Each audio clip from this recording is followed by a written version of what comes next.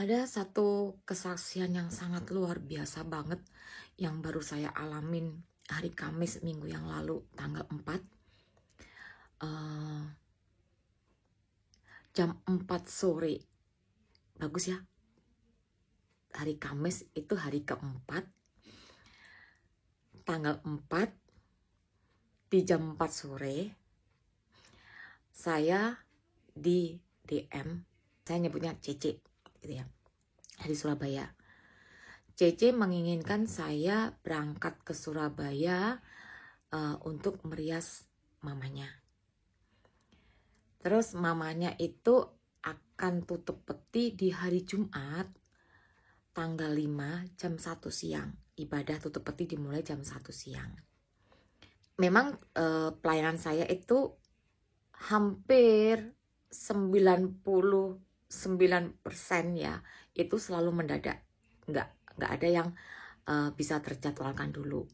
Beberapa kali saya merias di Surabaya seperti itu juga mendadak. Nah, masalahnya yang ini itu, jadi Cece itu hubungin saya jam 4. Begitu udah deal, oke, oh iya dah, saya berangkat bisa. Itu juga saya habis merias siang, baru ibaratnya baru narik napas, terus Cece DM kan. Saya itu kalau teman-teman perlu ketahuin, saat pertama kali saya mendedikasikan diri saya sebagai beras jenazah, saya nggak pernah membatasin wilayah mana yang harus saya layanin. Saya cuma menyerahkan diri saya sama Tuhan. Tuhan, jika jenazah ini dijodohkan oleh saya dan Tuhan mengendakin saya meriasnya, saya akan berangkat. Soal waktu, soal ini semua saya serahkan sama Tuhan. Itu di luar kemampuan saya sebagai manusia. Nah, ini hari Kamis tanggal 4, ibaratnya udah mendekatin weekend, di mana itu akan hari itu sudah menjadi arus mudik dari Jakarta. Pada berbondong-bondong, orang-orang di Jakarta itu pasti akan berbondong-bondong pergi pulang kampung, seperti itu kan. Jam 4 sore begitu, oke, si Cece ini cariin tiket, nggak ada, ya kan. Saya juga saya kan ya juga nggak bisa tinggal diam ya, maksudnya tinggal nunggu keluarga gini kan ya nggak. Saya bantu, saya cari tiket, nggak ada, tiket pesawat nggak ada. Akhirnya kita cek tiket kereta api, karena kalau saya berangkat dari Jakarta malam, kalau saya naik Agro itu saya akan nyampe di Surabaya jam 6 pagi gitu. Dan saya kalau naik kereta saya masih bisa merias itu waktunya banyak gitu loh, karena kan ibadahnya tanggal 5 jam 1 siang. Cari tiket kereta nggak ada. Ada itu tinggal satu bangku, itu kereta yang luxury ya, yang harganya sudah mencapai 1,6. Keluarga nggak masalah, oke. Terus Cece-nya, yaudah aku transfer sekarang ya. Maksudnya saya yang suruh pembayaran, melakukan proses pembayaran. Oh, aku bilang ya udah nggak apa-apa. Akhirnya Cece transfer. Begitu saya klik pembayaran, nggak ada, sold out bangkunya. Nggak tahu itu aplikasinya lagi error atau gimana, nggak ngerti, nggak bisa. Udah, saya coba cari tiket bis, karena pikiran saya juga gitu, kalau naik bis pun ke Surabaya sekarang itu kan udah enak kan, masuk tol terus. Gambaran saya tuh nggak sampai siang saya udah di Surabaya, itu masih keburu gitu kan. Saya kan cuma butuh waktu, kalau jenazah nggak bermasalah itu paling lama 1,5 nggak sampai 2 jam lah saya udah selesai gitu kan. Jadi kalau jam 1 siang saya tarik mundur 1:30 harus saya udah selesai. 30 menit itu untuk persiapan mengatur jenazah ke dalam peti, jam 1 ibadah mulai. Jadi kalau 1:30 hitungan saya selesai, paling nggak saya nyampe Surabaya jam 11 itu udah aman gitu kan, bisa. Saya cari tiket bis nggak dapet. Saya udah ngubungin teman saya, nyoba telepon ini, nyoba telepon agen bis gini, semua sama. Tadi kan Cece ngubungin saya jam 4 kan, dan waktu itu kan bergerak terus. Ketika saya berpikir mau cari tiket bis itu sekitar udah pukul 5 sekian. Saya teleponin agen, minta temen saya nomornya ini, agen ini. Semua bilang, ibu kalau bis ke Surabaya itu sudah keluar dari tadi jam 2 siang itu udah keluar, pada keluar. Jadi kalau jam sekian ini sudah nggak ada bis ke Surabaya. Terus saya cari, saya tuh orangnya nggak nyerah. Saya nyari telepon agen yang di Pulau Gebang. Maksud saya gini, saya cuma butuh informasi. Kalau saya sekarang berangkat ke Pulau Gebang, itu masih ada bis enggak, meskipun bukan bis malam ya, bis biasa nggak apa-apa. Jadi nanti misalnya saya harus transit ke Semarang, nanti Semarang saya pindah ke bis yang lain lagi, itu nggak masalah buat saya. Yang penting besok pagi saya udah nyampe Surabaya. Dan saya cuma perlu informasi bahwa oh iya nggak apa-apa, ada kok bis yang bisa nyambung-nyambung kayak gitu. Saya cuma butuh itu. Ternyata nggak nemu. Udah, handphone saya 2, itu saya buka aplikasi apa. Semua aplikasi tentang tiket saya buka di dua handphone itu. Sampai terus akhirnya saya gini, terkadang itu di stasiun tiket kita beli dadakan itu ada. Cuma kan saya harus butuh kepastian dulu kan. Nggak mungkin saya dari rumah terus ke stasiun Gambir, saya tiba-tiba ke situ, itu udah buang waktu kan. Saya ke Gambir aja bisa 2 jam dari rumah saya. Tapi nanti kalau tiba-tiba nggak ada tiket, terus saya kan jadi malah nggak karuan gitu kan. Saya lewat WhatsApp saya chatting KAI, itu antrian terus, dalam antrian nggak nyambung. Udah, terus saya minta bantuan anak saya, tolong dong non cariin, bantuin. Dia nyari bis gitu kan. Terus saya ini sudah ibarat Cece, saya, anak saya itu udah kalut semua. Cece nggak menyerah, saya juga semakin nggak menyerah karena saya ngelihat Cece gitu kan. Saya ingin ngebantuin Cece gitu kan, supaya mamanya itu bisa sempurna. Karena Cece ini juga apa ya, saya sebelumnya nggak tahu kalau dia tuh anak tunggal. Saya tahunya dari berita duka setelah Cece kasih itu. Terus papanya juga sudah meninggal.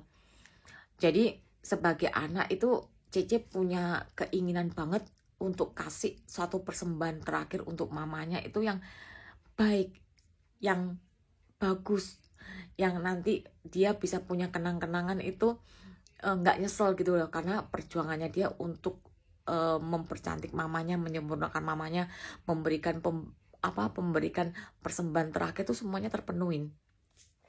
Karena beberapa temen itu banyak yang menyampaikan ke saya juga, kalau dia itu tidak bisa mewujudkan atau membuat jenazah orang tuanya itu baik.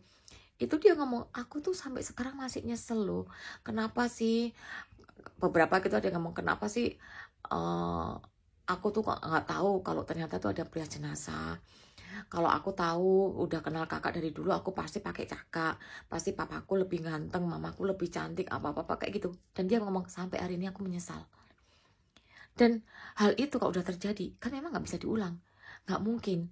Kalau misalnya pengantin kita nikah, makeup kita jelek, kita masih bisa mengulang. Ngulangnya tuh ya bukan nikah lagi ya, amit-amit lah ya. Tapi paling nggak gitu, mungkin kalau nanti ada rezeki, kita bisa panggil MUA yang bagus, kita bisa foto di studio apa untuk kenang-kenangan. Tapi kalau orang meninggal kan nggak bisa. Ya itu saatnya terakhir kita kasih persembahan yang terbaik kita, ya itu. Kalau udah dikremasi, udah dimakam, udah habis, udah nggak bisa gitu loh. Ya kan? Kembali lagi masalah tiket.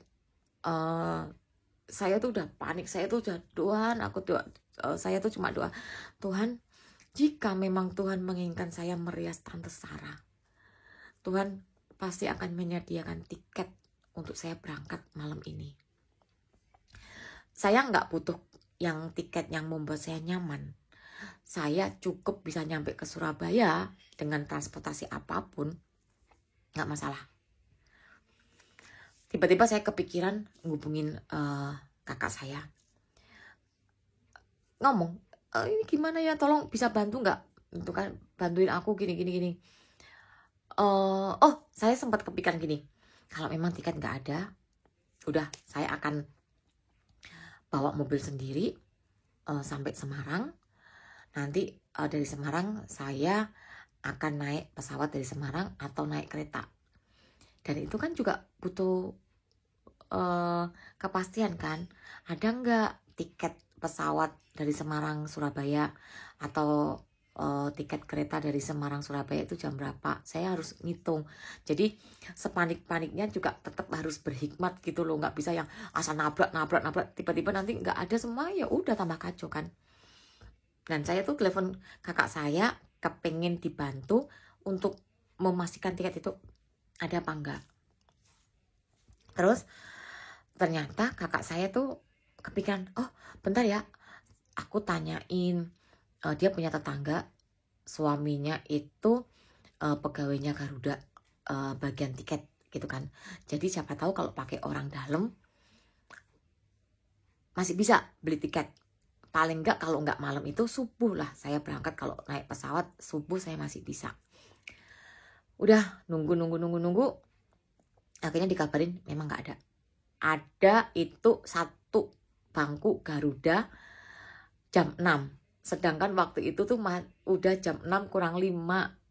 Kan saya bilang ya nggak bisa, sekalipun keluarga mau beliin tiket pakai Garuda, ya kan. Cuma perjalanan saya ke bandara Sota itu kan nggak mungkin 5 menit, kecuali saya punya pintu Doraemon, ya kan. Udah, akhirnya oke, saya close bahwa pesawat memang nggak bisa. Saya coba ngubungin travel, nggak diangkat-angkat. Jadi harapan saya cuma bis satu-satunya, atau saya bawa mobil sendiri. Udah itu. Terus tiba-tiba anak saya gini, mah coba mah, ini mah telepon mah, ini bisnya dari Cibinong, ya kan. Saya telepon, dia bilang, oh iya ada bu, tapi tinggal kursi yang di area merokok. Saya bilang, bang, kalau saya duduk di area merokok, saya bisa pingsan, nggak mungkin. Tapi saya memang harus ke Surabaya. Nggak apa-apa, saya ambil tiketnya, saya beli. Tapi nanti saya duduknya terserah lah, mau di tangga bis atau duduk di depan tempatnya kondektur atau apa, nggak masalah. Yang penting saya berangkat malam ini, ya kan. Akhirnya, oh baik bu, sebentar ya saya kabarin. Ya, sambil dikabarin tuh saya masih nyoba-nyoba yang lainnya, buka aplikasi tiket bis itu, ya kan. Terus saya diinfoin teman saya, ini loh ada satu bis juga ke Surabaya, masih ada nih tiketnya di aplikasi tiket-tiket gitu kan. Tapi saya coba nggak bisa, saya klik itu nggak bisa, udah masukin data tinggal bayar nggak bisa. Nggak tahu apa belum diupdate atau gimana kan. Terus akhirnya udah fokus sama yang ini aja, yang bis dari Cibinong gitu kan. Saya kejar lagi, saya telepon, gimana bang? Oh iya bu, ada bisa, cuma ibu nggak bisa berangkat dari Cibinong karena bisnya sudah berangkat, udah keluar dari Cibinong. Jadi ibu bisanya ke Cilandak, jadi saya harus ngejar bis itu ke agen yang Cilandak. Oh ya nggak masalah, nggak apa-apa, aku kejar, aku nggak masalah gitu kan. Yang penting besok pagi saya udah sampai Surabaya ya bang. Karena saya pikir bis itu juga sampainya pagi, dan abangnya juga nggak nginformasiin apapun. Oh iya udah begitu saya telepon saya tutup, terus saya tiketnya kan harus transfer ya. Bang, kirim rekening, cuma saya transfernya nanti ya kalau sudah di saya naik taksi online kan. Kalau udah di taksi online saya transfer. Jadi kan udah bingung ya, udah panik. Memang koper makeup udah saya siapin, perlengkapan saya ini udah saya siapin. Tapi kan namanya pikiran ini kan nggak tenang kan ya kalau ini. Jadi takutnya nanti buru-buru transfer salah atau apa kan. Mendingan saya udah di taksi online, udah di dalam, udah enak saya bisa transfer. Nah akhirnya dapat. Terus saya dikasihin telepon yang di agen yang Cilandak. Saya udah konfirmasi, Bapak, saya udah berangkat ya, mau ditunggu gitu kan. Estimasinya 45 menit saya sampai di sana gitu kan. Oh iya Bu, baik, benar. Oh, yaudah, saya makasih ya Pak, makasih udah dibantu gitu. Saya nyampe, bis itu kan jadwalnya berangkat jam 8. Saya nyampe itu belum sampai jam 8, sama memang bis itu cuma nunggu saya aja. Begitu udah nyampe, oke, masukin barang ke bagasi. Terus saya sempat ngajak ngobrol Bapak Kernet ya, kayak kita bilang Kernetnya, Bapak besok nyampe Surabaya jam berapa? Jam 12 Bu. Hah? Loh, saya itu dari tadi udah ngomong loh Pak, saya itu perlu ke Surabaya, saya berharapnya saya nyampenya tuh pagi. Mana bisa Bu, nggak bisa. Apalagi nanti kalau ada macet, ada apa gini. Aduh, ya Allah. Saya cuma, aduh, ujian apa lagi gitu kan ya. Cuma nggak tahu, saya tuh nggak cancel loh.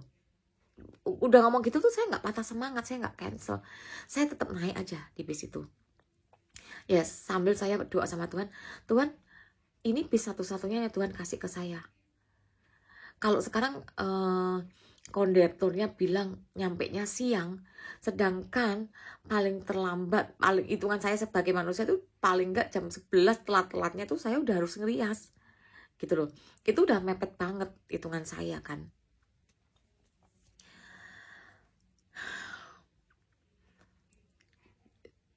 Dari pertama kali saya duduk di bis itu ya, terus saya samperin, saya deketin supir bisnya, saya ibaratnya sounding cerita, Pak, saya gini, saya berharap saya itu bisa nyampe Surabaya itu pagi, jam 7, jam 8. Kalau memang bis ini nyampenya siang, boleh nggak Pak dibantu carikan saya solusi,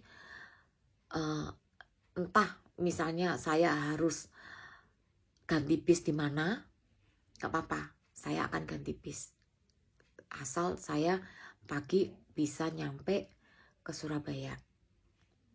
Udah kan? Saya ngomong seperti itu, berharapnya bapaknya tuh ngerti bahwa saya memang urgent, penting banget, dan harus pagi itu udah nyampe Surabaya. Udah berjalan, itu udah saya cuma doa aja, doa.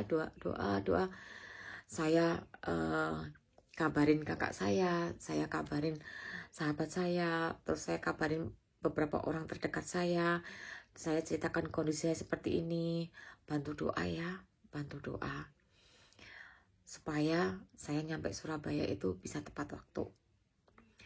Saya yakin kalau Tuhan sudah sediakan bis, Tuhan sudah memberangkatkan saya ke Surabaya, pasti Tuhan atur semuanya tepat waktunya. Tapi namanya manusia, saya tetap berdoa terus. Setiap apa saya berdoa terus, Tuhan tolong. Terus saya ngelihat cecenya ini juga pasti tegang ya, pasti kepikiran ini. Tapi dia juga sedikit ada kelegaan, saya sudah bisa berangkat. Terus dia bilang, makasih ya Kak, makasih untuk usahanya memperjuangkan nama saya. Itu tuh saya udah, aduh iya Ci, sama-sama.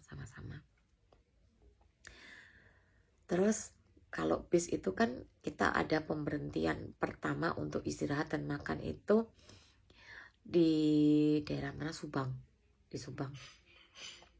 Terus bapaknya tuh tadi, sopirnya tuh sempet jawab gini sama saya gini, Ibu saat ini saya belum bisa jawab, nanti kalau sudah istirahat pertama saya baru bisa kabarin, takutnya macet karena ini udah masuk arus mudik gitu kan.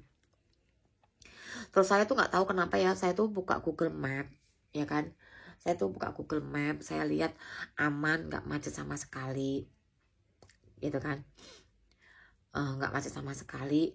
Ya saya berharapnya terus di Google Map itu estimasinya itu jam 8 setengah 9 udah nyampe. Tenang dong ya.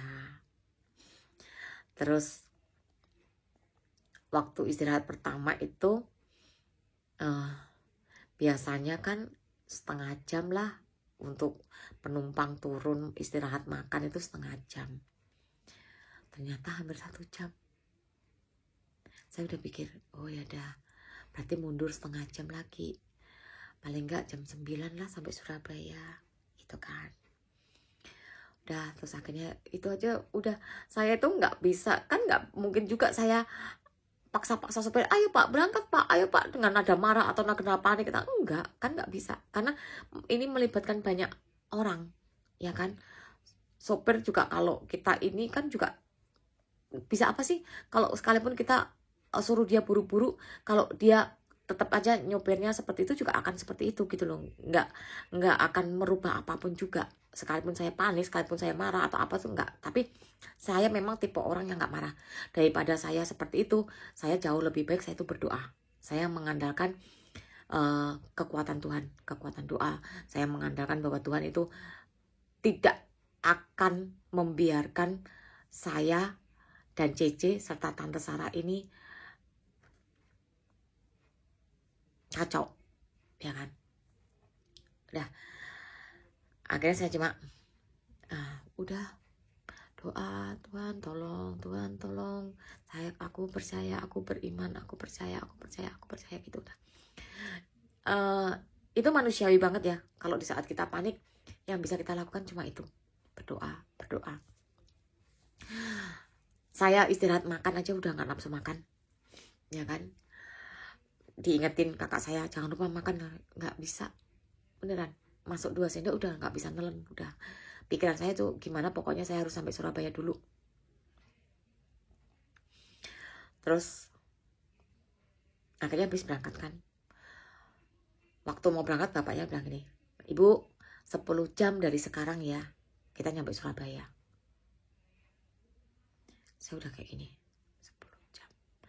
Sedangkan di rest area, di tempat makan itu udah 12:30, 10 jam. Saya cuma udah diem. Habis jalan, saya mantau Google Map terus sambil berdoa. Pasti Tuhan atur waktunya, tepat waktu. Singkat cerita, saya masuk Surabaya itu jam 11 kurang 15 atau kurang berapa menit sebelum jam 11 udah. Saya bilang, Bapak, saya nggak usah masuk terminal ya, saya turun di pinggir jalan dengan maksud supaya saya di situ pesan taksi online lebih cepat, terus langsung masuk tol, saya kejar lagi ke rumah dukanya.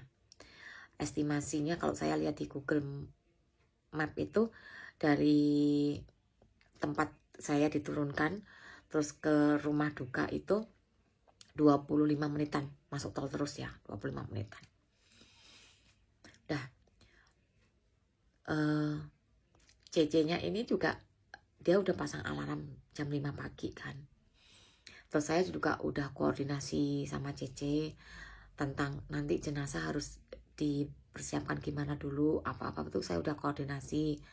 Yaitu ngejagain kalau saya ternyata waktunya mepet banget.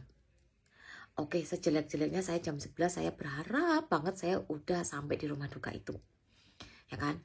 Terus 12:30 saya selesai ngerias, 1,5 jam. Udah oke, untuk jenazah aman. Terus CC-nya tuh saya juga bisa ngerasain kok dia panik gitu kan. Setiap saat dia bilang ke saya, Kak bisa share log, Kak bisa info posisi di mana, Kak bisa ini. Oke, saya tahu. Makanya saya itu tidak mau menunjukkan kepanikan saya yang gimana, karena saya tahu Cece ini udah panik. Dia sebagai anak tunggal, dia ngurus ininya mamanya sendiri, apa-apa pasti tahulah bebannya. Saya juga nggak mau, saya juga ngomong sama Tuhan, Tuhan tolong ya Tuhan, tolong. Ini Cece juga sudah keluarin uang itu untuk tiket aja udah mahal. ini tiket harga lebaran. Harga tiket bis aja udah naik 2 kali lipat. Ya kan? Terus kemarin malam itu waktu Cece-nya nyoba-nyoba kan, dia tuh sampai salah beli tiket. Dia kirain Jakarta Surabaya ada, dapat, seneng dong. Oh Kak ini ada Kak, ini nih. Oh iya udah nggak apa-apa, ambil aja. Ternyata begitu sudah dibayar, tiketnya itu dikirim ke saya lihat, loh ini Surabaya Jakarta, bukan Jakarta Surabaya. Oh iya, itu saking paniknya loh. Terus saya juga jadi kepikiran, gimana tiketnya, bisa di refund nggak, bisa ini nggak. Saya tuh kepikiran, kasihan banget gitu loh.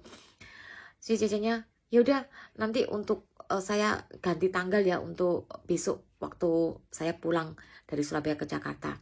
Oh iya, ya udah bisa ya, bisa gitu. Oke, udah tenang kan. Saya tuh pokoknya kasihan banget, kalau jangan sampai lah orang tuh rugi gitu loh. Kasihan banget, saya tuh nggak tega.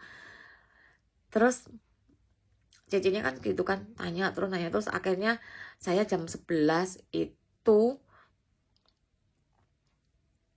udah di taksi online. Ya kan? Udah nyampe-nya jam 12, setengah 12 nyampe. Oke, saya udah saya udah di taksi nih, aman, setengah 12 gitu kan. Itu pun Cece-nya beberapa kali masih tanya, posisi di mana? Ini 15 menit lagi nyampe, 15 menit. Terus tenang gitu kan, aman. Setengah 12, oke lah, sampai setengah 1 jam saya masih bisa kejar. Terus saya ngomong sama Cece, karena ini sudah di luar rencana hitungan saya waktunya, udah lebih dari jam 11. Nanti kalau saya merias, bukan maksud apapun, supaya saya fokus, supaya saya bisa cepat, tolong jangan ada keluarga yang nungguin, biarkan saya kerja sendirian di situ, biarkan saya sendirian, nggak apa-apa, nggak usah ditemen saya gitu. Cece-nya memaklumin lah ya. Jadi oh ya nggak apa-apa Kak. Oke. Teman-teman tahu, tadi kan saya bilang 15 menit lagi nyampe. Itu di tol harusnya bapak driver itu belok ke kanan, itu udah deket ya kan, nggak sampai 15 menit pun udah nyampe, karena kalau ada lampu merah ya udah ya, itu tinggal ke kanan. Sorry, harusnya dari belokan ke kanan ini itu tinggal 5 menit lagi ya kan, deket. Kalau teman-teman yang tahu keluar tol Demak ya kan, itu untuk ke rumah duka yang di area situ udah deket banget, tinggal 5 menit. Terus saya tuh nggak tahu, saya tuh ya juga lihat Google Map. Terus waktu itu saya lagi jawabin siapa gitu kan, tiba-tiba bapaknya gini, aduh kok aku belok ke sini ya, dia belok ke kiri ke arah Tandes tuh. Kayak patah hati, aduh bapak bisa nggak mundur aja, karena jangan ditiru ya, kalau saya kadang kelewat pintu tol itu saya berhenti terus saya mundur pelan-pelan, tapi bapaknya enggak, dia tetap tancap gas dong. Ya udah, oke. Saya lihat di map 15 menit lagi, jadi ngebuang waktu 10 menit. Tapi saya ngeliat bapaknya panik juga, saya nggak bisa ngomelin, marah juga sudah nggak sanggup. Saya sampai tepuk bahu bapaknya dari belakang. Udah bapak, tenang aja, nggak apa-apa, jalannya tetap aja dikontrol. Nggak usah yang maksudnya terus jadi panik, terus takutnya ada apa-apa kan, makin runyam kan. Udah pak, udah terlanjur, sudah nggak apa-apa, udah tenang aja. Saya Cece-nya tuh udah katanya 5 menit kok nggak nyampe gitu kan. Saya tuh sebetulnya nggak mau ngomong supaya Cece-nya nggak panik kan, tapi Cece tanya, akhirnya ngomong, iya drivernya salah belok gitu kan. Enggak, udah ini udah kok, udah bentar lagi nyampe, saya bilang gitu. Udah begitu sampai, saya langsung lari ke kamar jenazah. Terus Cece-nya sama ada satu saudaranya gitu kan, udah saya izin ya saya langsung rias mama ya gitu kan. Oh ya udah, sampein Kak aku tinggal dulu ya, makasih gitu kan. Terus saya cepet buka koper, saya cepet rias. Terus ada satu kakak yang nungguin saya nanya, "Kak, maaf, kakak dari keluarga atau dari mana?" "Oh enggak, saya dari orang yayasannya yang ngurusin jenazah ini." "Oh ya baik, salam kenal ya kak," saya bilang gitu. "Maaf kalau namanya saya buru-buru kan, mungkin nanti saya kan kalau ngerias kan saya ke kanan ke kiri ganggu kakaknya yang berdiri di sebelah kiri saya, mohon maaf ya," gitu kan. Target saya 12:30 harus selesai karena saya nggak mau ibadah jadi molor gara-gara ini. Paling nggak saya berjuang dulu ngejar gitu kan. Nanti 12:30 jenazah bisa dirapikan di peti, nanti saya rapikan juga, saya rapikan lagi, itu target saya. Jadi terus saya juga mau kasih informasi, kan namanya si kakak juga pastilah ya ada obrolan-obrolan. Ya saya jawab, cuma saya ngasih info, "Kak maaf saya nggak bisa ngomong panjang lebar dulu ya," maksudnya saya jawab tapi nggak bisa panjang gitu loh, nggak bisa panjang yang enak gitu, nggak, tapi saya tetap balas gitu. Dia ngerti juga kalau saya udah cepet banget kan ya saya. Dia sampai bilang, "Udah nggak usah buru-buru." Jangan, nanti saya nggak mau kalau sampai ganggu jadwal ibadah. Paling nggak saya berusaha, yang penting saya tuh semaksimal mungkin saya usahain dulu gitu loh. Terus nanti kalau misalnya gimana ya udah, kalau memang nggak bisa setelah saya berusaha ya udah, nanti saya akan minta maaf gitu kan. Udah, akhirnya puji Tuhan udah mau kelar. Terus temennya si kakak yang dari yayasan ini ada masuk 3, ada cowok 2 cewek, ya dia yang mau ngangkat jenazah itu kan, mau mindahin. Terus berdiri gitu, saya tuh ya tinggal finishing aja. Saya tuh kan semakin grogi ya, maksudnya groginya gimana, semakin ya udahlah, tahu sendiri begitulah ya. Saya sampai ngomong, "Ibu, bapak, mohon maaf, boleh nggak jangan diliatin, boleh nggak saya biarkan saya sendiri dulu, ini tinggal sebentar kok," gitu kan. Karena saya kalau kerja dimanapun juga, misalnya dimanapun juga lah, kalau saya kerja terus udah buru-buru ditungguin, itu kan kayaknya kayak ngasih kayak alarm saya tuh cepetan gitu loh. Jadi saya semakin senewan gitu loh. Kalau nggak ada, saya tetap kok ngeliatin jam, jam berapa, oh ini jam 3, oh udah mau 12:30, oh ini saya pasti udah kayak gitu. Terus akhirnya, "Oh iya maaf ibu, maaf." Yang enggak, mereka sih puji Tuhan nggak bete, tapi mereka memahamin situasi saya kan. Terus akhirnya pada keluar, udah saya tinggal pegang rambutnya si Tante Sarah. Terus saya udah saya panggil keluarga, "Cece, boleh lihat dari make up kurang apa yang harus saya betulin, apa karena saya pasti selalu hasil akhir itu saya serahkan ke keluarga kan. Misalnya, oh warna lipstiknya kurang ini, kurang merah, atau oh ininya pasti saya akan ngikutin gitu kan. Udah ada cecenya, "Iya kak, itu apa lipstiknya agak dimerahin dikit." "Oh ya udah saya tambahin." Apa udah selesai. Akhirnya udah selesai 12:30 lebih, udah clear. Akhirnya jenazah dipindahin ke ruangan, dirapikan ke dalam peti gitu kan. Tadi kakak ya di yayasan juga udah nyampaikan ke saya, "Tenang ibu, tenang, ruangan udah siap kok, udah peti juga udah kita atur, semua udah kita atur, tinggal begitu selesai di make up kita tinggal mindahin aja gitu kan." "Ya uya makasih," aku bilang gitu. Saya juga bilang, "Maaf ya kak, maaf kalau perhitungan waktunya akhirnya tidak sesuai yang saya harapkan, karena saya kan juga memiliki keterbatasan naik transportasi umum ya seperti itu kan." Akhirnya kakak, "Oh ya nggak apa-apa, nggak masalah." Terus saya pindah juga ke ruang persemayaman. Setelah diatur di dalam peti, saya lihat rambutnya saya betulin, ini. Terus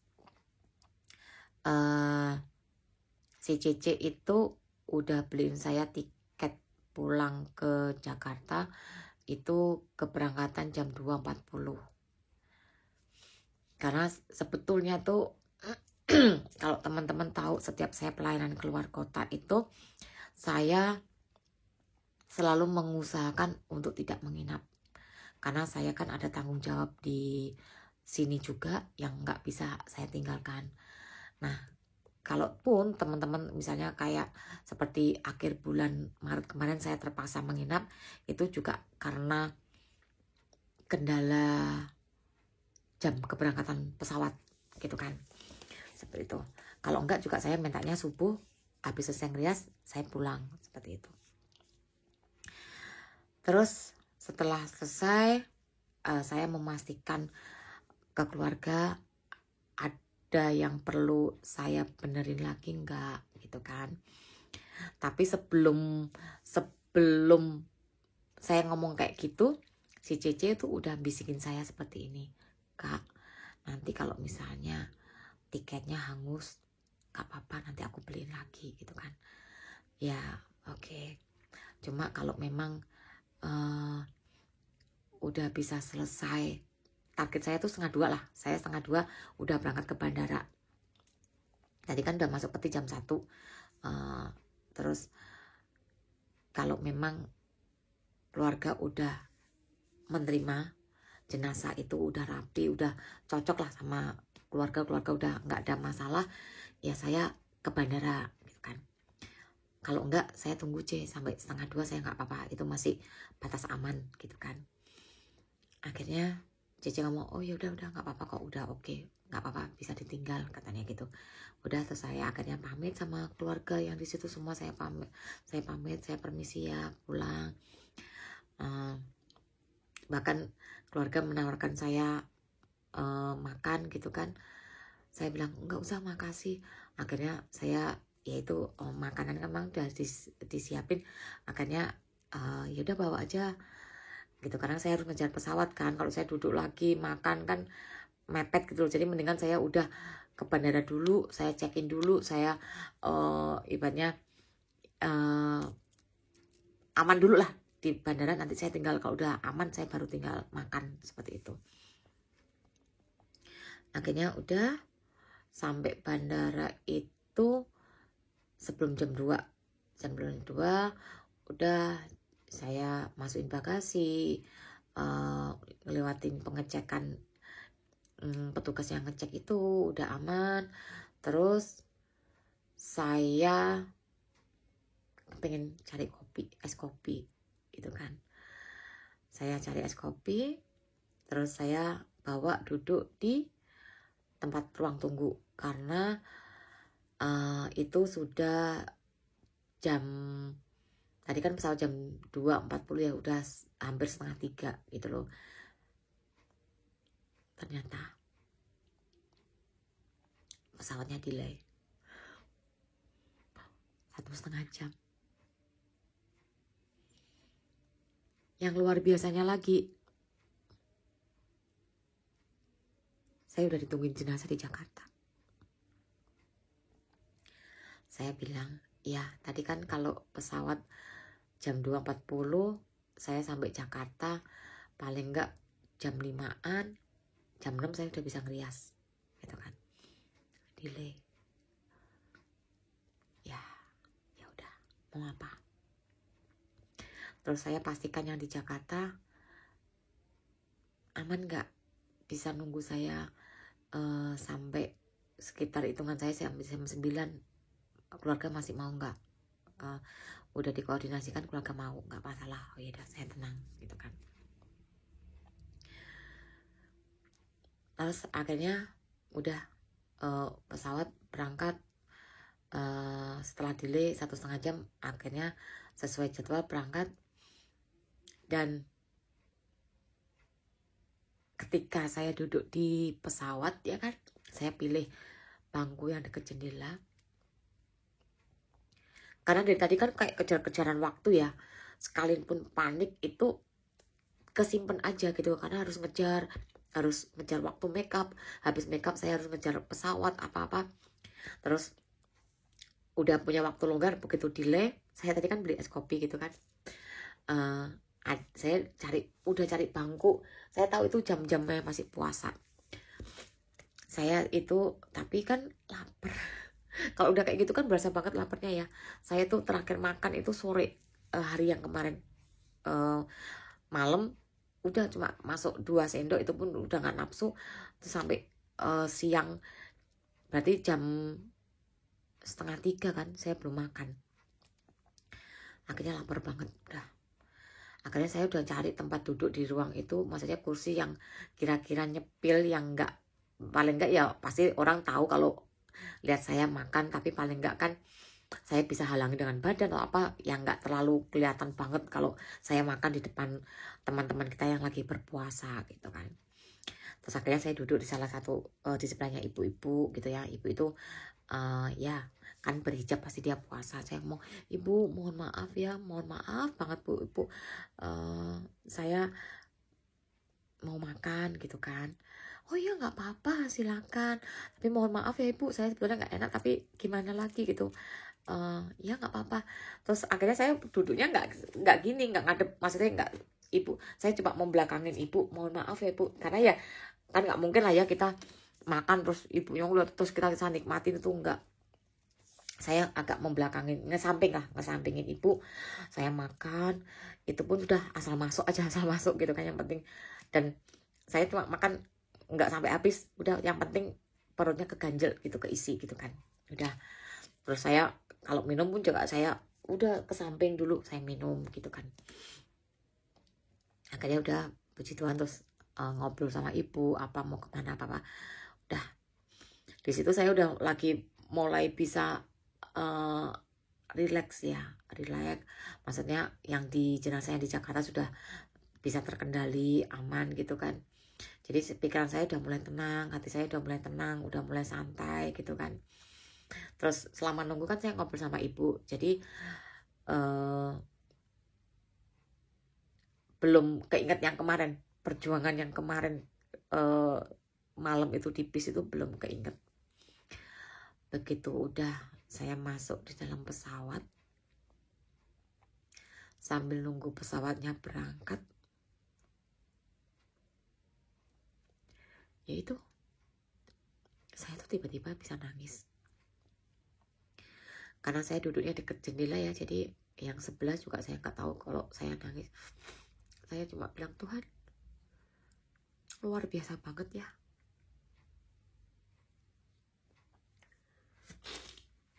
Luar biasa banget, Tuhan atur sedemikian rupa semuanya. Sekalipun imanku berkata, aku yakin, Tuhan atur.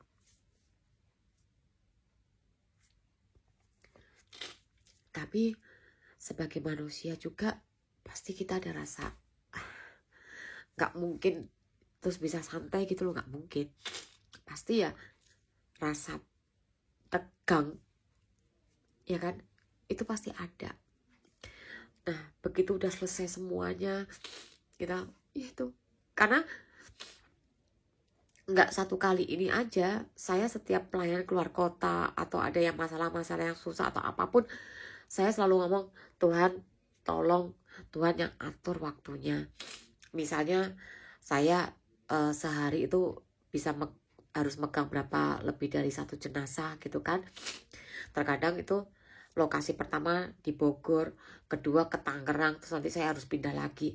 Itu kayak gitu-gitu aja saya selalu ngomong sama Tuhan, Tuhan tolong saya ya, tolong atur waktunya sedemikian rupa, tepat waktu, jenazah nggak nungguin saya datang itu ya memang apa ya, maksudnya nggak sampai terus kelamaan jenazah nunggu terus keluarga jadi bete atau apa. Tuhan atur, Tuhan tolong atur, saya nggak mampu, saya cuma bilang gitu. Dan untuk yang ke Surabaya kali ini pun, ini beneran perjuangan batinnya tuh berat banget, masih berat banget. Sampai kakak saya pun dia berdoa untuk saya, sahabat saya juga berdoa untuk saya, mereka ikut pada tegang. Kakak saya itu dari malam sampai pagi dia yang harusnya mau bikin kue kering kan, mau ngadon, dia udah nggak bisa ngadon. Dia fokus berdoa untuk saya. Gak apa-apa, nanti aku ngadonnya setelah kamu udah sampai ke rumah duka, udah aman gitu kan. Jadi sepanjang saya belum nyampe, dia nggak ngelakuin kerjaan apapun, dia hanya berdoa untuk saya. Dan itulah kalau misalnya kalau ada orang bilang, duh enak ya jadi perias gitu, enak ya pelayanan bisa sampai keluar kota. Teman-teman perlu ketahuin, kalau saya pelayanan keluar kota itu, saya tuh nggak aji mumpung yang oh saya udah sampai Surabaya, saya harus nginep, saya harus jalan-jalan, saya harus kuliner. Enggak loh teman-teman, enggak. Itu karena apa ya, karena saya juga di sini ada tanggung jawab. Jadi saya tuh kalau pikiran saya sudah ke jenazah, itu saya nggak pernah mikirin diri saya gitu loh. Kalau pernah misalnya gini, kalau saya merias sudah selesai, terus misalnya pesawat saya masih bisa menghitung, oh kurang lebih kayaknya saya masih punya waktu 1 jam atau 2 jam sambil nunggu jam pesawat itu, saya masih bisa, misalnya kepengen apa ya di Surabaya, saya makan itu aja gitu loh. Jadi nggak ada keinginan untuk shopping atau untuk yang gimana-gimana, enggak. Misalnya beliin oleh-oleh anak saya juga nggak kepikiran. Saya pikir gini, kalau sekarang zamannya semuanya jualan online, kepengen apa sih dari luar kota, jangan ke luar kota, keluar pulau aja kita bisa beli lewat online gitu loh. Jadi nggak memberatkan buat saya gitu kan, nggak ngebebanin saya juga. Yang penting pokoknya jenazah, udah itu. Nah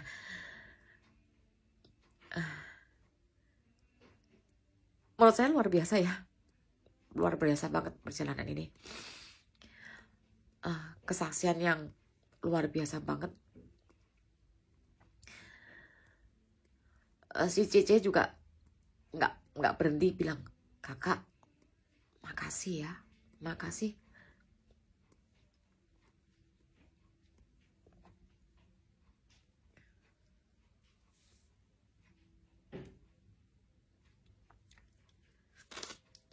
Terima kasih kakak udah memperjuangkan perjalanan ini untuk mamaku.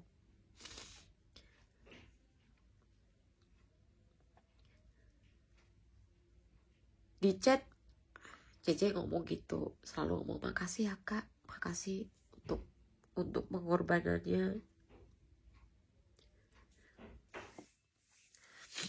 Begitu ketemu, si Cece juga nggak pernah, selalu ngulang-ngulang, makasih udah bikin mamaku cantik, mama udah kayak orang tidur, nggak kelihatan seperti kesakitan. Makasih ya kak, udah berjuang untuk mama gitu. Itulah.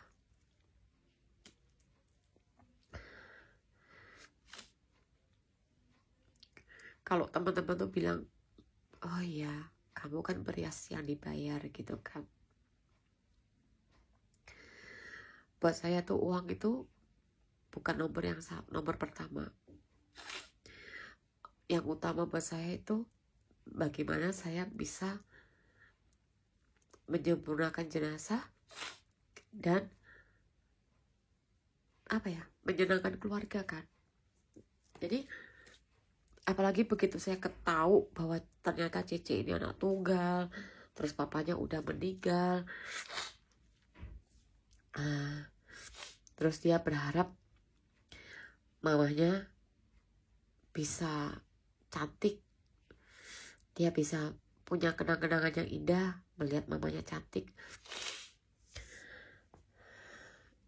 Itu satu hal yang gak ternilai buat saya, yang gak bisa dibeli gitu loh. Jadi setiap apa yang kita lakukan, kalau itu cuma berdasarkan uang, saya mungkin gak segila itu gitu loh. Nggak akan berjuang mati-matian untuk jenazah. Bisa aja saya cuek gitu kan, aduh kak sorry C, saya nggak bisa berangkat, ya kan. Toh di sini juga saya bisa dapat jenazah kok, bisa dapat uang di sini tanpa saya harus berjuang mati-matian yang udah mengorbankan pikiran, hati, apa, tenaga semua. Tanpa seperti itu saya di sini juga bisa dapat uang. Cuma ya itu teman-teman, masalahnya itu yang utama bukan uang buat saya gitu. Dan saya nggak pernah memanfaatkan momen yang seperti ini terus untuk minta bayaran mahal, lebih mahal apa enggak.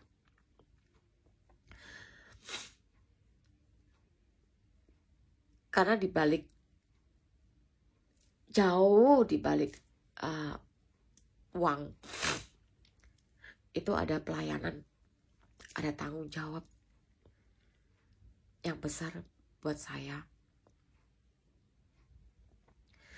Karena saya nggak pernah mau melihat keluarga itu menyesal seumur hidupnya karena dia nggak bisa memberikan yang terbaik untuk keluarganya.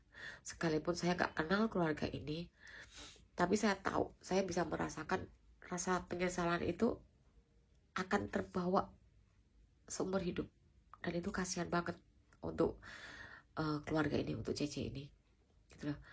Jadi pas saya ketemu juga Cece waktu ngomong, kak makasih ya untuk perjuangannya, saya bilang puji Tuhan kak, puji Tuhan banget kalau saya bisa membantu Cece untuk mendapatkan apa yang dia mau, untuk bisa membantu Cece melihat kondisi mamanya terakhir itu menjadi sempurna sesuai harapannya. Itu saya udah luar biasa banget, bahagia, bersyukur, berterima kasih sama Tuhan. Tuhan begitu mencintai Cece ini melalui saya. Tuhan ingin menyampaikan bahwa Tuhan itu mengasihi Cece ini ya melalui saya gitu loh. Jadi Tuhan tidak membiarkan Cece ini merasa sedih berkepanjangan yang akan jadi nyesel seumur hidupnya gitu, enggak. Karena apa yang terjadi ini ya karena Tuhan sayang sama Cece. Tuhan ingin Cece merasa lega. Ya plong, sekalipun nggak ada seorang anak yang ingin kehilangan mamanya terlebih dahulu, tuh nggak ada. Tapi pada saat dihadapkan situasi seperti itu, terus anak ini bisa memberikan yang terbaik buat mamanya, itu sekalipun tidak bisa menghapus rasa sedihnya, paling nggak itu membuat dia bisa bilang makasih, bisa bersyukur aku bisa memberikan persembahan yang terbaik untuk orang tua